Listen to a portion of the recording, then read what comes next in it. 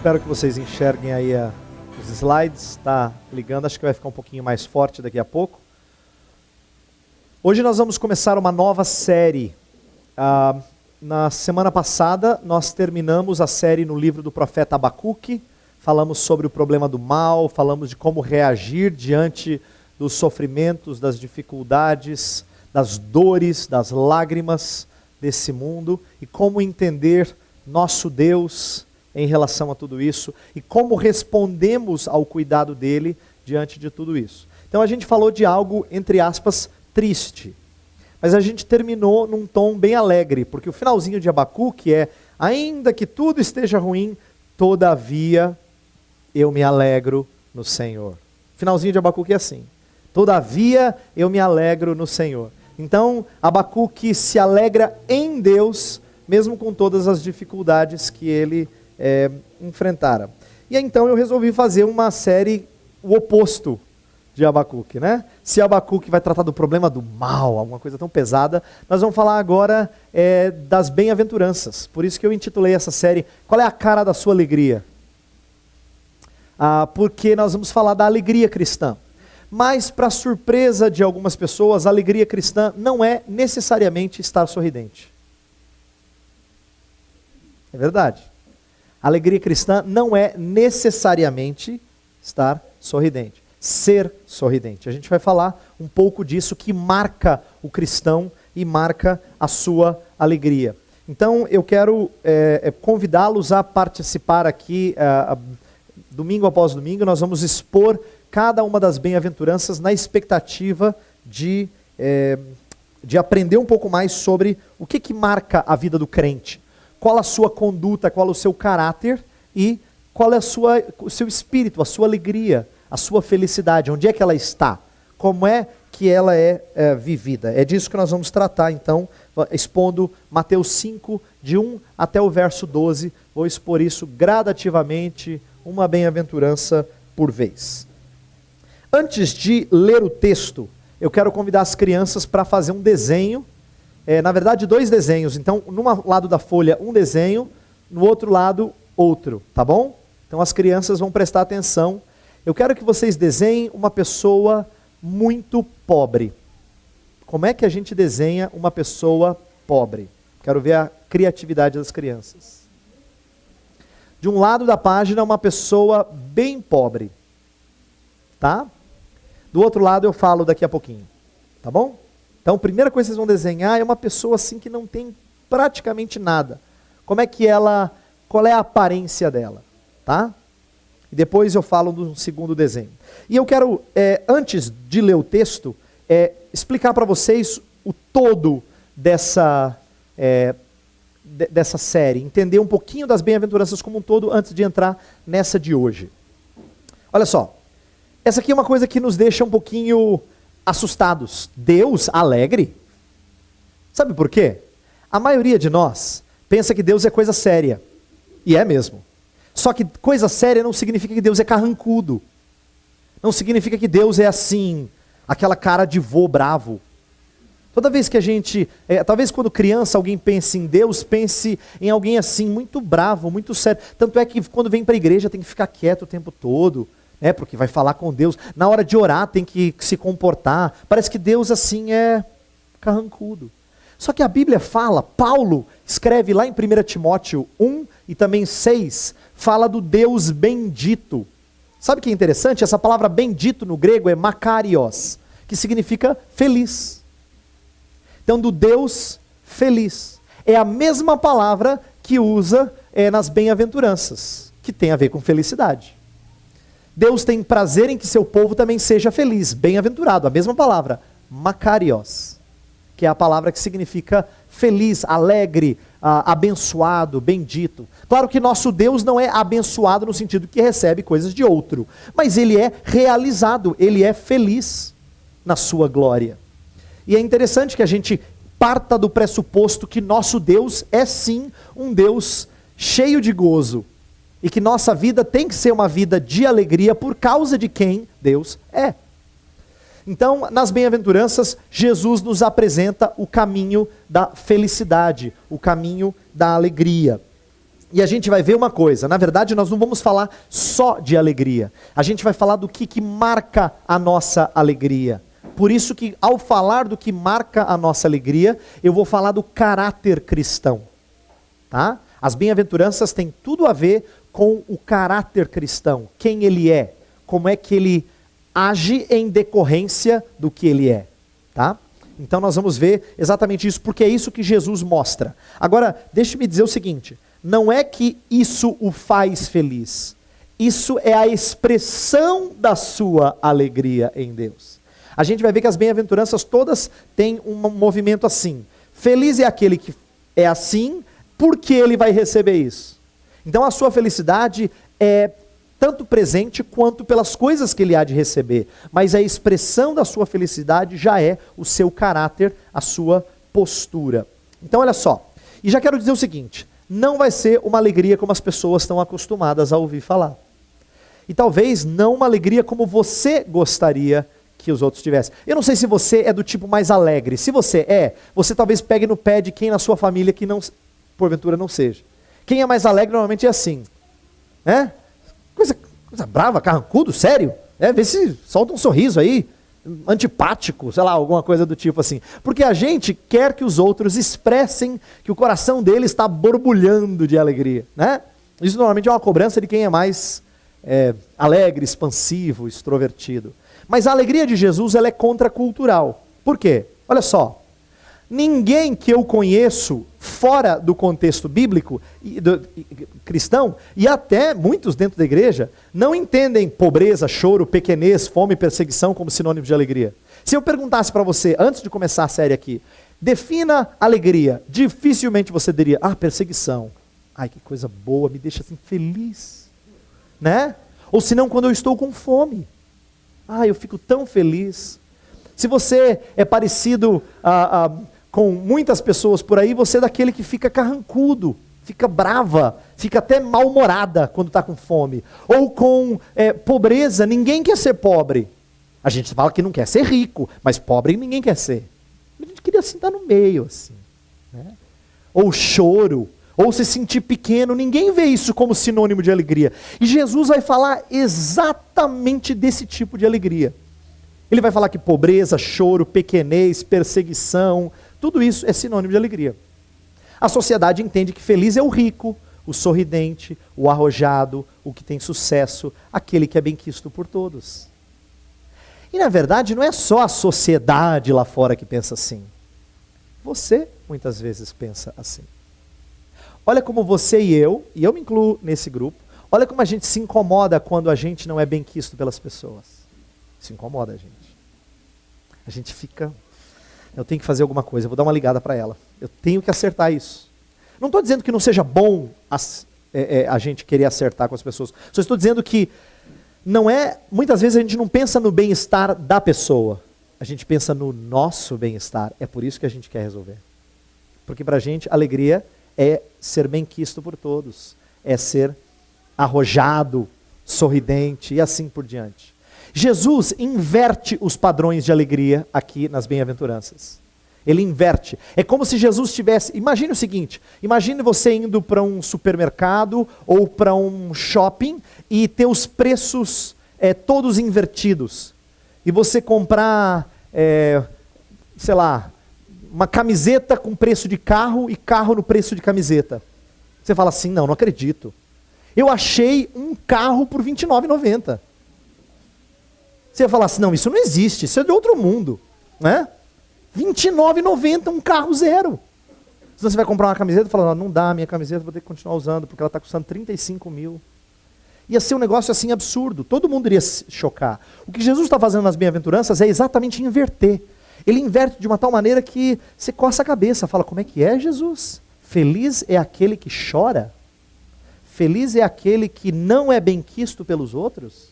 É isso que o Senhor está falando? É isso que ele está falando.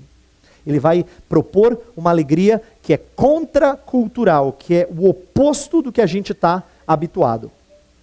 Agora deixa eu dizer uma coisa, eu preciso aqui estabelecer que as características das quais eu vou falar não são características de uma pessoa boazinha. Deixar bem claro que não são características de uma pessoa boazinha, são características do cristão. Eu vou dizer por quê. Olha só, algumas observações. Primeiro, as bem-aventuranças, elas não descrevem um crente excepcionalmente virtuoso, mais o que todo crente deve ser. Quando você olha assim, bem-aventurados os pobres em espírito, os que choram, os mansos, os que têm fome e sede de justiça, os misericordiosos, os pacificadores, os que são perseguidos, você fala assim, uau, esse cara é um crente e tanto, nota 10. Não, tem que ser você. Não é uma descrição do super crente, é uma descrição do crente. Você pode até falar assim, pastor, mas eu não acho que descreve bem a mim. Eu não estou dizendo que a gente chegou no ideal ainda, mas o que Jesus está propondo é que essa seja um estilo de vida nosso, não só dos outros, não só daqueles exemplares, tá? É de todo cristão. Repito, pode ser que você não esteja no ideal ainda, mas você tem que batalhar para chegar lá. Assim como o fruto do Espírito, as bem-aventuranças são um complexo integrado. Não é possível ter uma qualidade e não outra. Você não pode falar assim, eu sou pobre de espírito, mas eu não tenho um pingo de fome e sede por justiça. Não combinam. Você não pode dizer assim, eu sou manso, mas eu não sou limpo de coração. Esse negócio de pacificador eu acho joia, mas perseguição, estou fora. Na verdade, não se trata de tem crente que é um, tem crente que é outro, tem crente que é outro. Não. É um pacote, você recebe por completo, porque faz parte da alegria cristã. Ser alegre no Senhor, todavia eu me alegro no Senhor. Ser alegre no Senhor significa ter todas as coisas. Assim como o fruto do Espírito, lá em Gálatas 5, ninguém fala assim, eu tenho amor e alegria, mas domínio próprio, tá difícil. Né? Você tem que entender que o Espírito produz todas as qualidades. É verdade que nós não chegamos no ideal e às vezes a gente falha, mas a gente não pode se encaixar em uma e não se preocupar nas outras qualidades. Nós temos que ser marcados por todas elas. Então, cada uma das lições que a gente vai aprender aqui tem que ser descrição do nosso caráter. E por último, aqui, não se tratam de características naturais. Sabe aquela pessoa assim, gente boa, humilde, olha, uma pessoa assim mansa, nunca fala bobagem, sempre faz bem ao próximo, pena que não conhece a Jesus. Sabe aquele? Então, não é dele que está falando. Não tem nada a ver com ele. Eu vou dizer por quê. Aquela pessoa boa, mansa, humilde e tudo mais, ela, embora dê essa impressão, o que Jesus está propondo é muito mais do que essa pessoa faz. Aí nessa hora a gente fala assim, mas eu não consigo ser nem metade do que ela é. Jesus não está falando de característica de personalidade. Já pensou se ele falasse assim, feliz é aquele que é assim, como se fosse a característica da personalidade com a qual ele nasceu. Aí seria assim, se você é o carrancudo por natureza, se você é o mais estourado por natureza, você dizer, eu nunca vou ser feliz. Jesus, na verdade, não está propondo uma coisa que seria injusta, mais ou menos assim, você ser feliz ou não baseado na sua personalidade. Não é disso que está tratando. O texto está tratando de características produzidas pelo Espírito de Deus em nós. Inclusive, no próprio Sermão do Monte, que é esse trecho que a gente vai estudar um pedaço, mais adiante, depois das bem-aventuranças, lá em Mateus 5,20, fala que se a vossa justiça não exceder em muito a dos escribas e fariseus, você não entendeu. É essa aqui que eu estou falando. É uma justiça que homem nenhum consegue produzir. Só o Evangelho é capaz de pegar uma pessoa estourada e fazê-la mansa. Só o Evangelho é capaz de pegar uma pessoa suja e fazê-la limpa de coração. Só o Evangelho é capaz de pegar um arrogante e torná-lo humilde de espírito. Só. Então a gente vai falar de características assim, produzidas por Deus, não características naturais. Tá? É disso que as bem-aventuranças vão tratar. E eu não sei se você tiver a sua Bíblia aberta, vou pedir para você abrir em Mateus capítulo 5, nós já vamos ler o texto, eu quero fazer uma última observação para você entender o que nós estamos tratando. Mateus 5, Olha só, verso 3 fala assim: bem-aventurados os pobres em espírito, pois deles é o reino dos céus. E verso 10 fala: bem-aventurados os perseguidos por causa da justiça, pois deles é o reino dos céus. Percebeu que nos dois a recompensa é a mesma? Porque deles é o reino dos céus. Porque deles é o reino dos céus. A mesma recompensa na primeira e na última bem-aventurança. O que isso significa? Que Jesus está falando do reino. Do reino. O que eu e você recebemos e o que nós vamos ganhar é o reino. E o que nós vamos ganhar, então, tem a ver com estar debaixo do domínio de Deus. Então, a maneira da gente viver são as normas do reino. É disso que o texto trata. E por que é importante eu falar isso? E a última coisa que eu quero observar antes da gente entrar na primeira bem-aventurança. As normas do reino, elas são contraculturais porque Jesus estava corrigindo uma coisa muito comum nos seus dias. Só para você saber, isso é importante. O livro de Mateus, o Evangelho de Mateus, lembra que são 4 evangelhos, né? A história de Jesus é contada de maneira diferente por 4 homens. O Evangelho de Mateus é o mais judaico deles. É aquele escrito para os judeus. E os judeus tinham uma mentalidade muito voltada para o Messias, aquele esperado Salvador, que viria e seria um general e controlaria os exércitos de Israel rumo a uma libertação. É isso que eles esperavam. Eles esperavam um Messias sociopolítico, vamos dizer assim. E Jesus frustra a expectativa deles. Ele é o Messias, ele se diz o enviado do Pai, mas ele frustra essa expectativa. De vez em quando as pessoas querem procurar o reino de maneira visível. Cadê o reino? É agora? E Jesus fala: não, o reino está dentro de vós. Ele vai mostrar o caráter espiritual, celestial do reino. Não foram os fariseus nem os zelotes que ganharam o reino, mas publicanos e prostitutas. Olha que interessante. Os fariseus, só para você saber, os fariseus eram zelosos pela lei, queriam ser rigorosos na lei. Os zelotes eram os rebeldes, que queriam resolver tudo na força. Era o partido militante, por assim dizer, daquela época. Mas veja, o reino não vem nem para zelotes, vem para um zelote em específico, mas não vem para zelotes como um todo, e não vem para fariseus como um todo, embora venha para algum fariseu ou outro.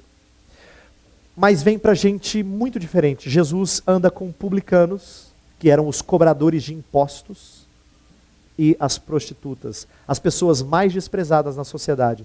Por isso que eu falei que Jesus inverte os padrões. As bem-aventuranças são sobre Jesus dando para quem normalmente seria considerado indigno. Agora vamos chegar na nossa bem-aventurança. E eu intitulei a mensagem de hoje: o sucesso da bancarrota. E o texto está aí, impresso no boletim, está aqui também no slide. Vamos ler juntos esse texto. Leiamos. Vendo as multidões, Jesus subiu ao monte e se assentou. Seus discípulos aproximaram-se dele e ele começou a ensiná-los, dizendo: bem-aventurados os pobres em espírito, pois deles é o reino dos céus. Bem-aventurados os pobres em espírito, pois deles é o reino dos céus. Sobre isso que nós gostaríamos de tratar. Eu vou falar para as crianças fazerem o segundo desenho agora. Presta atenção, hein? Segundo desenho das crianças. O primeiro é uma pessoa bem pobre. Agora você vai pegar a mesma pessoa, tenta desenhar bem parecido, e agora faz ele bem rico. Bem rico. Tá? Primeiro ele bem pobre, agora ele bem rico. Bem bonito, cheio de coisa bem rica. Ok? Vamos lá. Olha só. Vivemos num mundo ansioso por sucesso. Vocês adultos sabem que, olha só, a maioria dos que estão aqui é velho o suficiente, não estou chamando vocês de velhos, tá? É velho o suficiente para se lembrar do tempo em que não havia YouTube.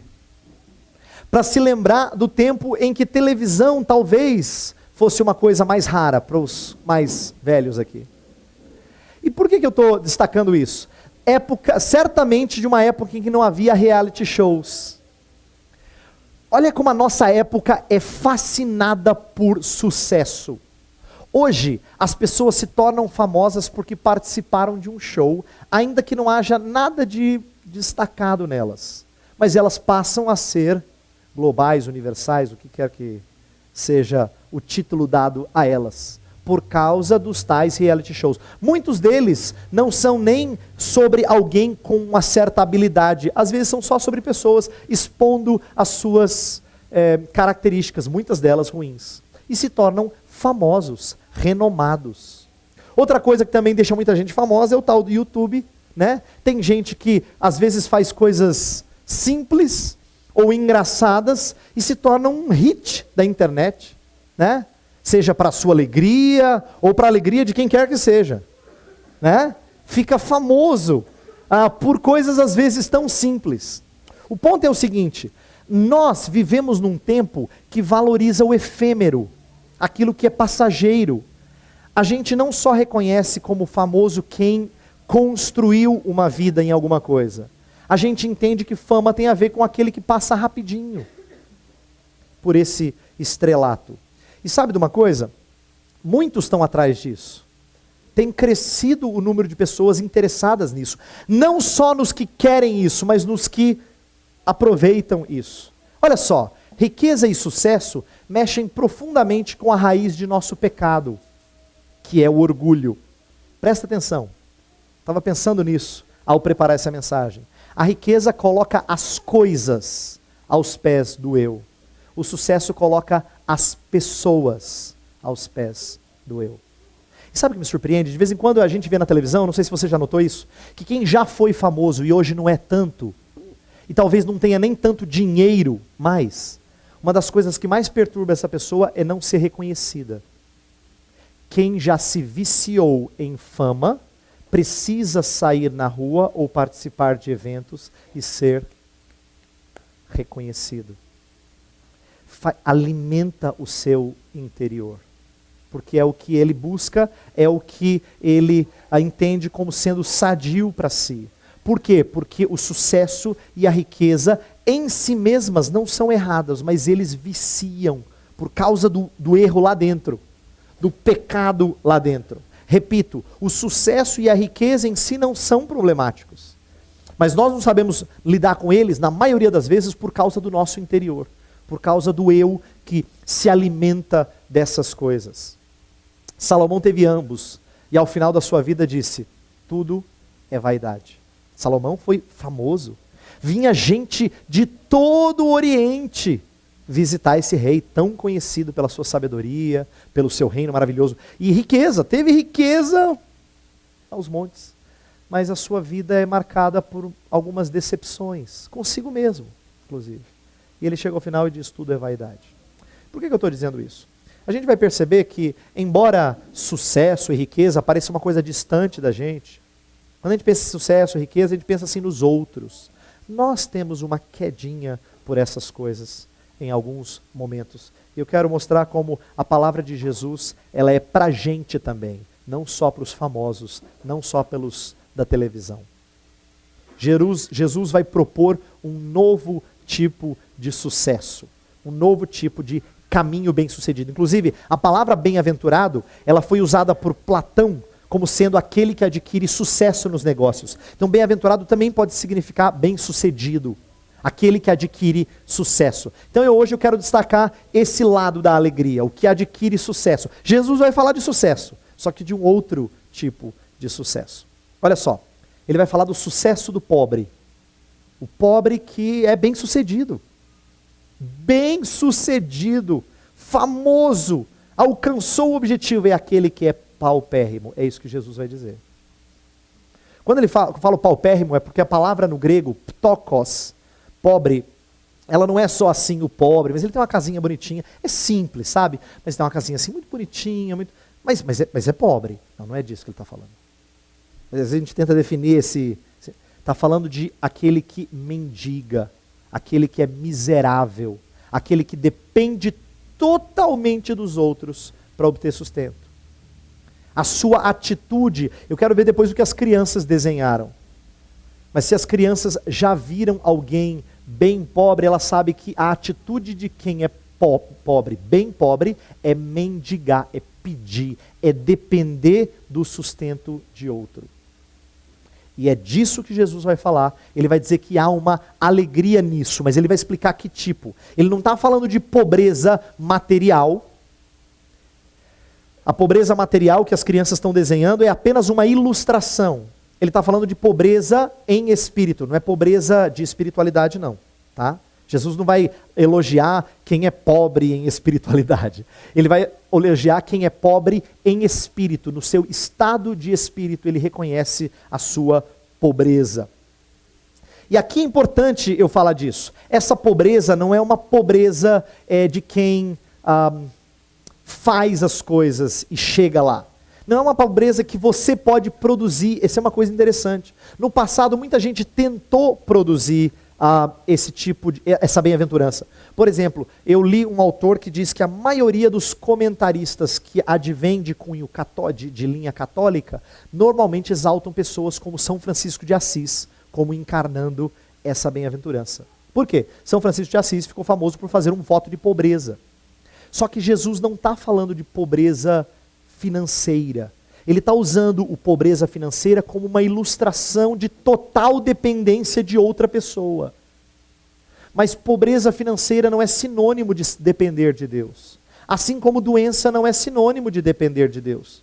Eu comento isso sempre, eu falo com as pessoas, se fosse totalmente verdadeiro que se não vem pelo amor, vem pela dor, a gente só evangelizava em hospital. Mas não é verdade que o doente, que aquele que está na cama, que aquele que tem pouco tempo de vida, está pronto a receber o Senhor como seu Deus. Não é verdade.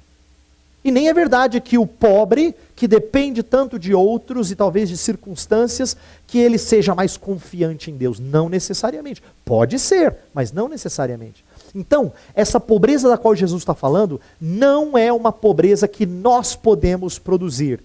Nem com monastérios, nem com ascetismo. Ascetismo seria você se privar, negar alguns prazeres à sua carne, ao seu corpo. Muitas vezes as pessoas entendem que é isso que vai fazê-las espiritualmente crescer, né?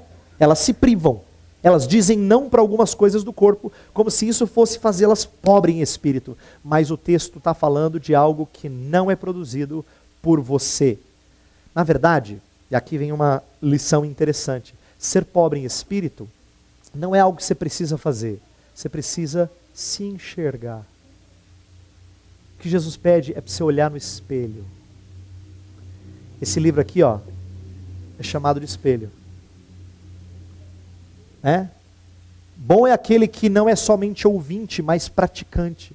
O ouvinte é aquele que olha no espelho, sai e depois não lembra da sua aparência. O praticante é aquele que olha no espelho e faz alguma coisa a respeito da sua aparência. Ser pobre em espírito, portanto, não é algo que você produz, você já é pobre, você precisa ser pobre em espírito. Isto é, você já é pobre em relação ao que você é diante de Deus. Você e eu não temos méritos diante de Deus, não temos crédito diante de Deus por nós mesmos. Todo ser humano é completamente sem conta positiva. Nós estamos no débito lá embaixo, nós estamos no negativo e muito. Diante de Deus nós somos completamente sujos.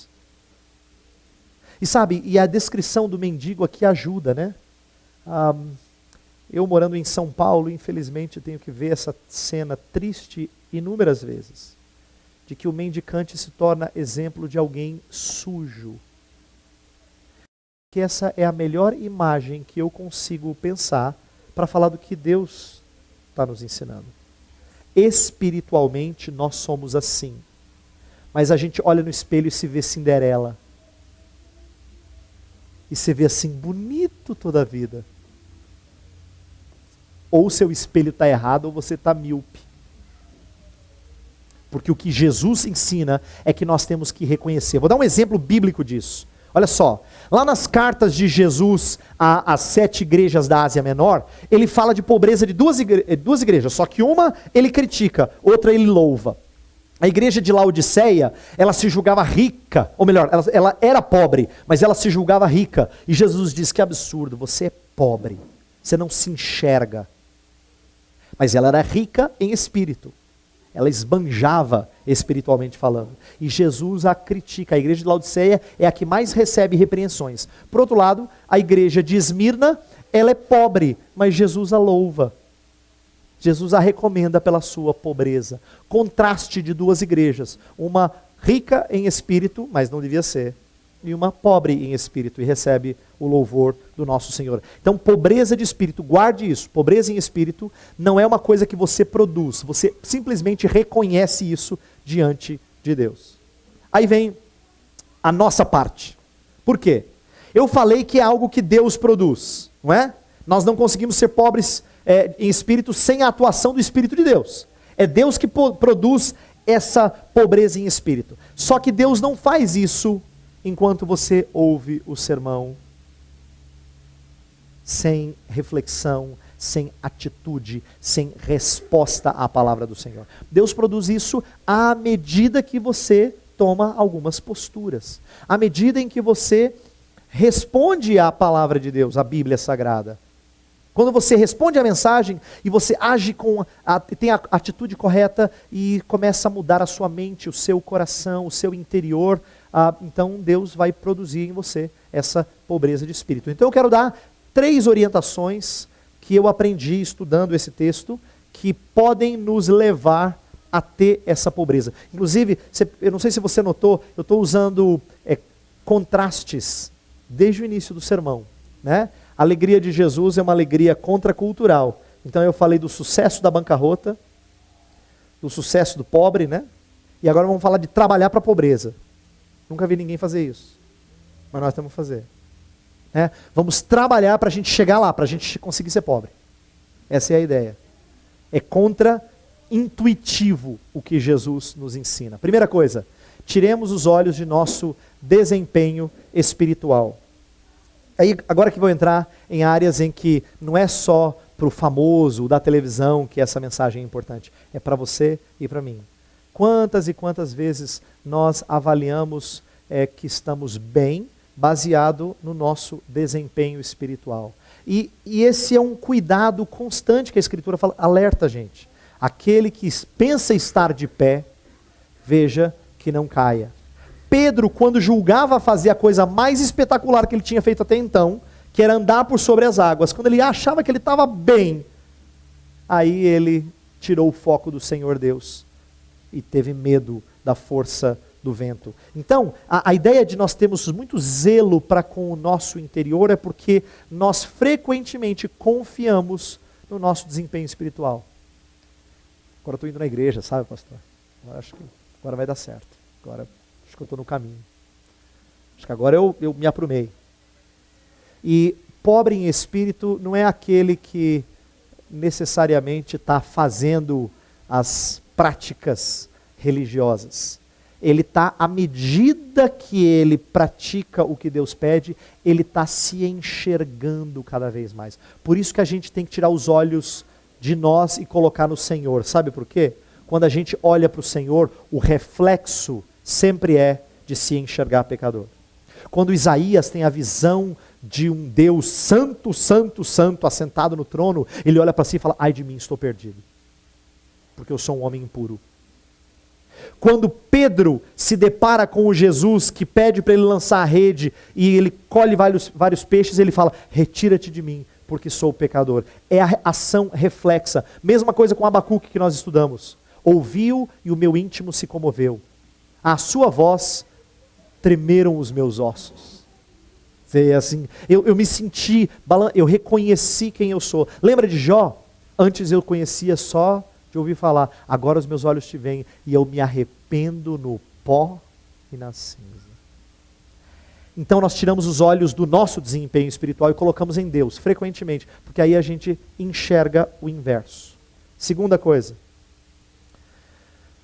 Protejamo-nos dos louvores e agradecimentos que alimentam a carne. Todos nós, em alguma medida, somos alimentados à medida que alguém fala assim, parabéns. Ó, foi ótimo. Ou se não fala assim, muito obrigado, eu não teria feito nada se não fosse por você. Só, não de quê? mas já começou ali dentro.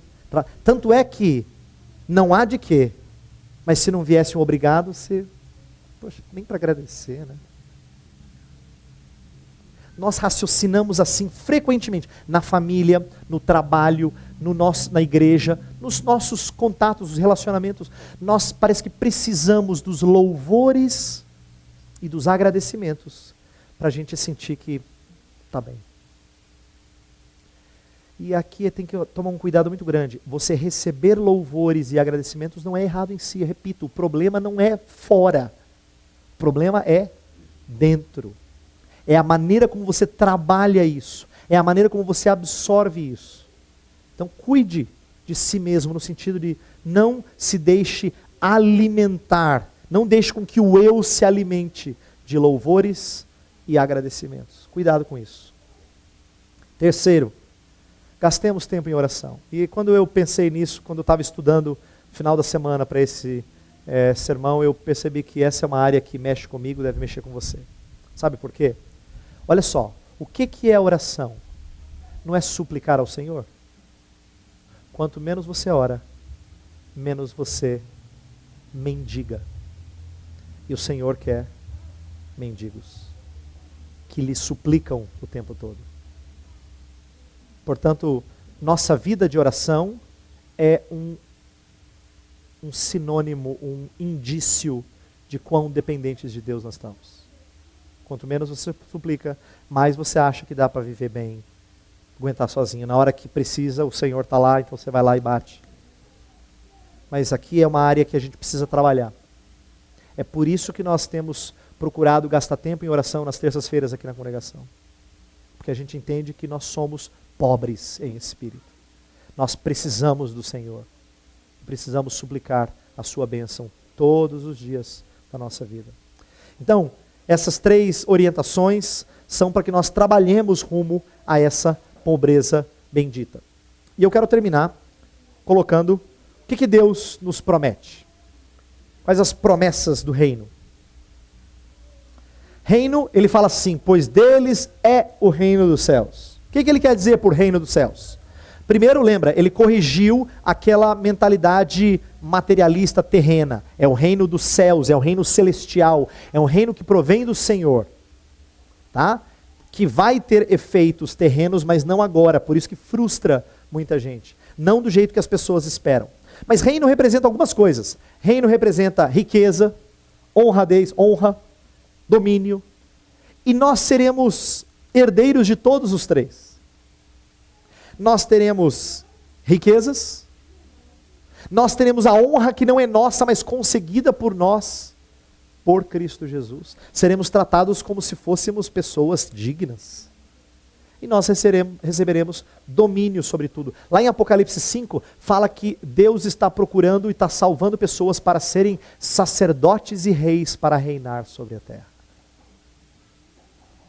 Isso é dito de você e de mim, que confiamos no Senhor. Deus promete essas coisas a você. Agora, entenda, as bênçãos prometidas são experimentadas agora, mas consumadas depois.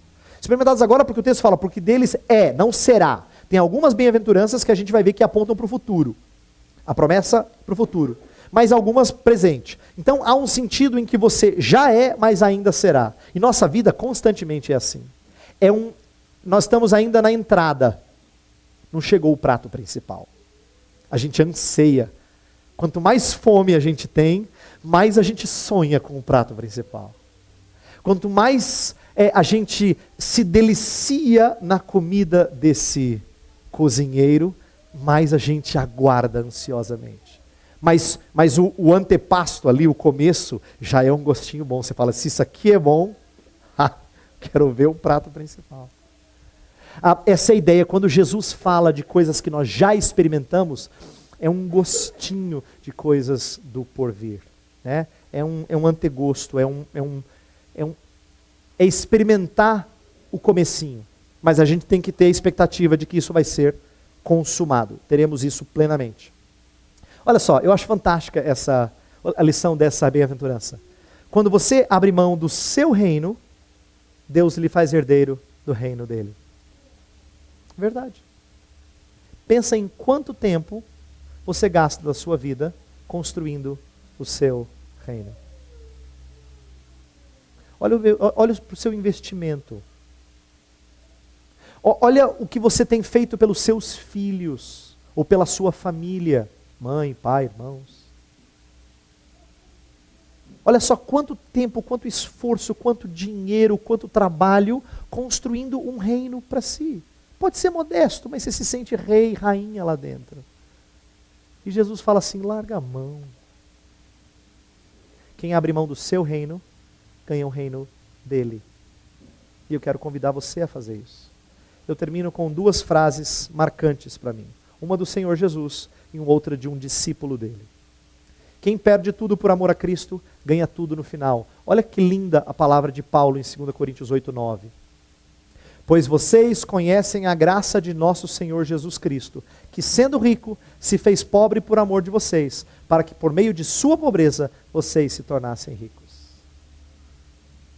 Hoje, eu gostaria que você reconhecesse a sua pobreza em espírito, para que você se tornasse rico em Cristo Jesus. Para que você se apropriasse de todas as riquezas e as bênçãos que Ele tem a te dar. E uma última frase que me marcou muito, e ontem eu estava achando ela para colocar nos slides, e isso me emocionou. A frase de um missionário, Jim Elliot. Olha só, ser pobre em espírito é um grande investimento. Olha o que ele escreveu. Não é tolo aquele que dá o que não pode reter, a fim de ganhar o que não pode perder. Eu não sei se vocês conhecem a história de Jim Elliot. Ele foi um homem que pregou entre índios selvagens, muito bárbaros, lá na região do Equador, uma tribo chamada os índios Waodani. E a história dele e dos seus colegas foi de que todos perderam a vida. E aí essa frase ganhou mais sentido quando eu entendi que Deus permitiu que ele experimentasse. Não é tolo aquele que dá o que não pode reter, a fim de ganhar o que não pode perder. Eu espero que você faça isso. Que você se desprenda das coisas que você não pode segurar, a fim de ganhar o que é imperdível. Vamos fechar os olhos e orar.